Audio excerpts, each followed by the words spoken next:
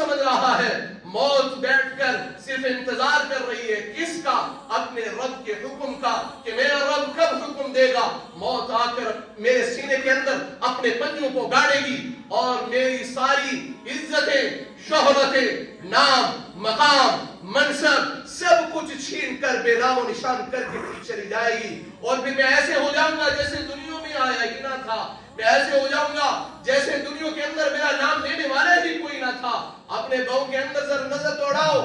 اس لمبے عرصے کے اندر رب کعبہ کی قسم میں نے اتنے جنازے پڑھائے ہیں کہ مجھے ان کی شکل بھی بھول گئی ہے، میں نے کس کس کا جنازہ پڑھا ہے۔ کل نفس ذائقۃ الموت، جو جھلا سکتے ہو حضرت علی رضی اللہ تعالیٰ کا فرمان سنو، تم لڑو گے یہ تمہیں گرائے گی، تم بھاگو گے یہ تمہیں پکڑے گی، تم چھپو گے یہ تمہیں ڈھونڈے گی، نہ تم اس سے لڑ سکتے ہو، نہ تمہیں گرا سکتے ہو، نہ تم بھاگ سکتے ہو، نہ تم چھپ سکتے ہو، پھر کیا کرو؟ فَفِرُّوا إِلَى اللَّهِ، پھر اللہ کی طرف دوڑو اور موت کی تیاری کرو، اور موت کی تیاری کرو، اور موت کی تیاری کرو، اور موت کی تیاری کرو۔ موت اٹل حقیقت ہے جس کو دنیا کے اندر کوئی آدمی جھٹلا نہیں سکتا۔ ہم نے تو موت کو بھلا دیا اور ایسے ہو گئے